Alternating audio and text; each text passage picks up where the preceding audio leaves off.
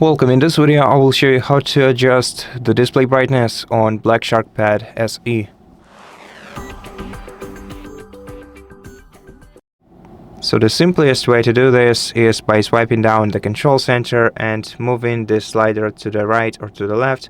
We can also enable the auto brightness by tapping right here.